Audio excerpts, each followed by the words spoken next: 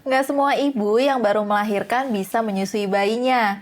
Kalaupun bisa, nggak semua ibu menyusui bisa selalu menyusui si kecil secara langsung atau disebut juga direct breastfeeding.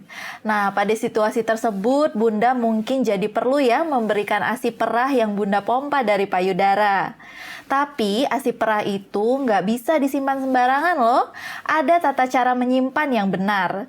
Udah tahu belum nih bun caranya? Kalau belum, yuk tonton video ini sampai selesai karena saya bakal kasih tahu bunda tips-tips menyimpan ASI yang benar.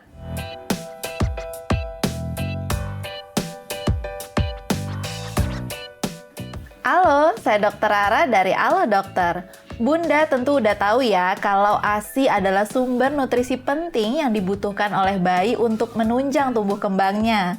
Oleh karena itu, Bunda dianjurkan untuk memberikan ASI eksklusif ke si kecil sejak dia lahir hingga ia berusia 6 bulan.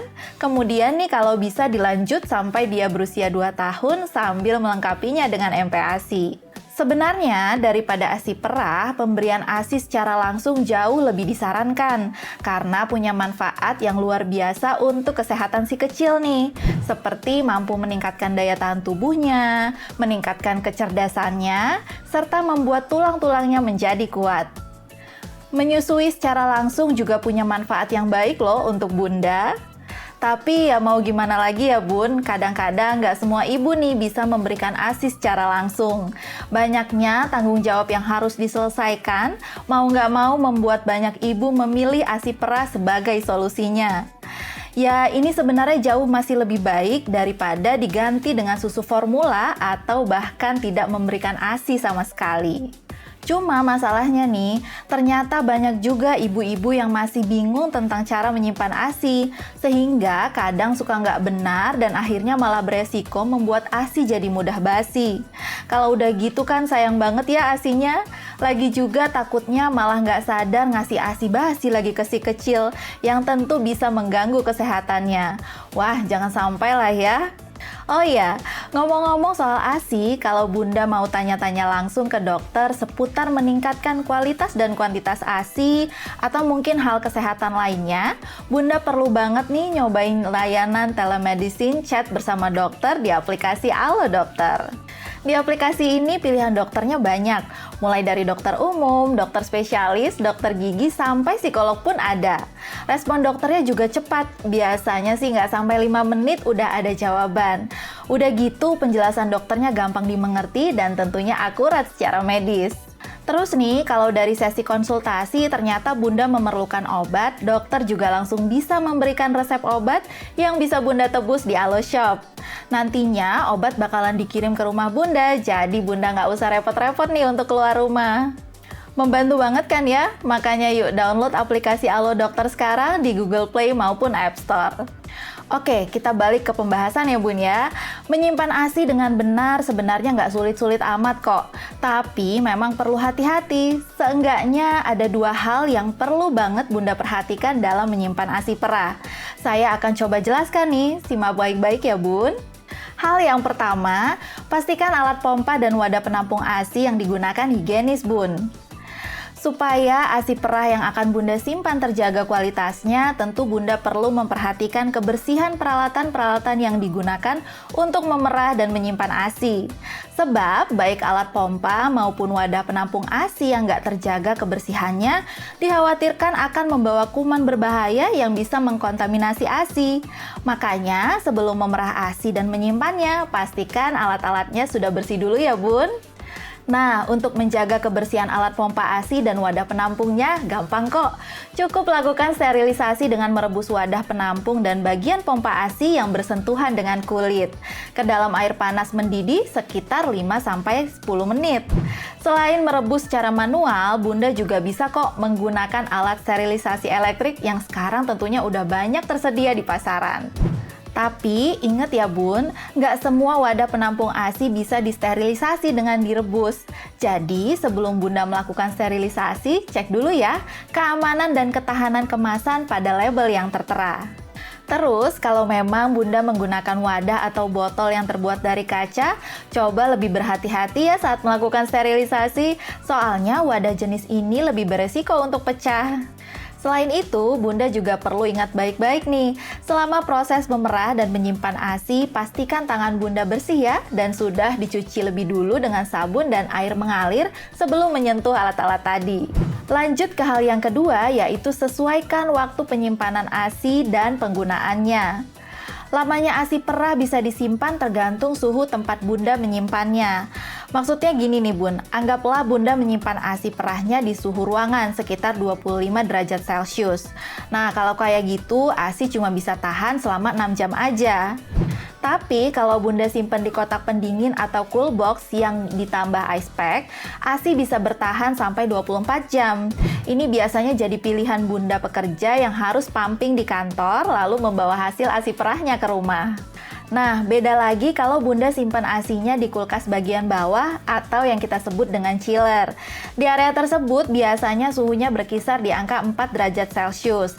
Di sini ASI bisa bertahan lebih lama lagi Bun, yaitu sekitar 5 hari.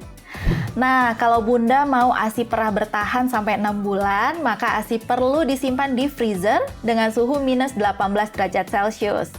Hanya saja yang perlu Bunda tahu, proses pembekuan ASI perah ini kemungkinan bisa menghilangkan beberapa nutrisi penting nih di dalam ASI. Jadi semakin lama ASI disimpan, baik sekedar didinginkan maupun dibekukan, maka semakin besar juga kemungkinan nutrisi-nutrisi yang terkandung di dalamnya akan hilang. Makanya penyimpanan ASI perah sebaiknya disesuaikan dengan penggunaannya ya Bun. Kalau memang ASI perah akan digunakan secepatnya, misalnya hari itu juga nih, nggak usah deh dimasukin ke freezer, cukup simpan saja di tempat yang memiliki suhu ruangan. Tapi kalau memang Bunda berencana membekukan dan menyimpan ASI untuk jangka waktu yang lama, ada beberapa hal nih yang perlu Bunda ingat. Pertama, setelah ASI diperah, langsung masukkan ASI ke dalam freezer. Yang kedua, saat mengisi ASI ke dalam botol penampung, jangan sampai terlalu penuh Bun. Soalnya nih ASI perah cenderung mengembang dalam keadaan beku. Ketiga, seandainya Bunda memakai wadah yang terbuat dari plastik untuk menampung ASI perah, tempatkan lagi wadah yang berisi ASI itu ke dalam kontainer atau kotak kemasan lain sebelum memasukkannya ke dalam lemari pendingin. Soalnya nih wadah penampung berbahan plastik lebih beresiko mengalami kebocoran. Keempat, berikan label yang mencantumkan tanggal ASI diperah pada wadah penampung. Ini juga berlaku untuk ASI yang disimpan sebentar ya Bun. Nah, terus dok, saat ingin menyajikan ASI yang sudah disimpan, apa ada hal yang perlu diperhatikan juga nih? Tentu ada dong Bun. Sama halnya dengan menyimpan ASI, dalam menyajikan ASI perah juga ada nih beberapa hal yang perlu Bunda perhatikan. Karena tentu nggak bisa asal-asalan ya Bun. Tapi sebelum saya jelaskan lebih lanjut, saya mau ingetin nih bunda-bunda yang lagi nonton sekarang untuk subscribe ke channel YouTube Alo Dokter. Jangan lupa ya Bun, nyalain lambang lonceng notifikasinya, biar Bunda bisa dapat update pas kita upload video informasi kesehatan terbaru di channel ini. Oke, kita lanjut ya Bun. Pertama-tama untuk mencairkan ASI perah yang sudah dibekukan, turunkan ASI tersebut dari freezer ke chiller terlebih dahulu. Seenggaknya selama sekitar semalaman deh Bun. Besoknya nih baru Bunda bisa menghangatkan ASI menggunakan alat penghangat khusus atau dengan meletakkannya di dalam mangkok yang berisi air hangat. Ingat ya Bun, jangan langsung menaruh ASI beku di alat penghangat atau mangkok yang berisi air hangat. Soalnya nih perubahan suhu yang drastis dikhawatirkan bisa mempengaruhi kualitas kandungan antibodi di dalam ASI yang penting untuk si kecil. Selain itu, ASI perah pun kemungkinan bisa rusak dan jadi nggak layak untuk diminum sama si kecil. Tentu sayang ya Bun kalau ASI perah yang dipompa penuh perjuangan harus dibuang nih. Yang kedua nih, kalau ASI perah buru-buru mau dipakai dan dikasih ke si kecil, tempatkan dulu wadah ASInya ke air mengalir dengan suhu biasa atau suhu ruangan ya Bun. Setelah itu baru deh, aliri wadah tadi dengan air hangat. Kalau ASI perah masih belum hangat juga, Bunda bisa coba nih menempatkan ASI perah ke dalam mangkok yang berisi air hangat dan tunggu beberapa menit hingga ASI perah agak terasa hangat. Untuk mengetahui ASI perah sudah hangat atau belum, Bunda mungkin bisa meneteskannya sedikit ke pergelangan tangan Bunda. Kalau dirasa sudah lumayan hangat, Bunda bisa memindahkan ASI perah tadi ke botol susu dan ASI siap diminumkan. Yang ketiga, kalau kayaknya gampang mencairkan ASI perah, Bunda sangat nggak dianjurkan nih untuk menghangatkan ASI perah di dalam microwave. Kenapa? Karena alat ini ternyata bisa menciptakan bintik-bintik pada botol ASI perah yang kemungkinan besar bisa berbahaya untuk buah hati Bunda. Bintik kecil ini muncul akibat suhu panas yang dihasilkan oleh microwave. Lagian, kayak yang tadi udah saya jelasin nih Bun, perubahan suhu yang drastis bisa menghilangkan kandungan antibodi yang dibutuhkan si kecil. Oh iya, yang perlu diingat juga nih, ASI perah yang sudah dihangatkan sebaiknya segera dihabiskan ya. Jadi jangan sampai hanya dipakai sebagian, terus sisanya disimpan lagi deh ke kulkas. Makanya, sebelum menghangatkan ASI perah, coba Bunda hitung-hitung kembali kira-kira sebanyak apa nih yang ingin diberikan untuk si kecil, supaya sisanya jadi nggak mubazir. Jika memang tidak habis dikonsumsi dalam 24 jam, sebaiknya dibuang aja sisa ASI perahnya ya Bun. Nah, itulah informasi seputar cara menyimpan ASI yang perlu Bunda ketahui. Dan kalau bisa nih Bun, kasih tahu juga ya info tentang menyimpan ASI ini ke orang-orang yang turut mengurusi kecil, baik itu suami maupun babysitternya. Ini supaya ASI perah yang Bunda siapkan nggak kebuang sia-sia hanya karena mereka belum tahu cara menyimpannya dengan benar. Well, kayaknya sampai segini dulu ya penjelasan yang bisa saya sampaikan kali ini. Semoga bermanfaat ya Bun. Kalau Bunda punya topik kesehatan lain yang mau dibahas di YouTube Alo Dokter, langsung tulis aja ya Bun di kolom komentar. Terima kasih sudah menonton videonya sampai selesai. Jangan lupa untuk like, komen, share, dan subscribe. Hidup sehat bersama Alo Dokter.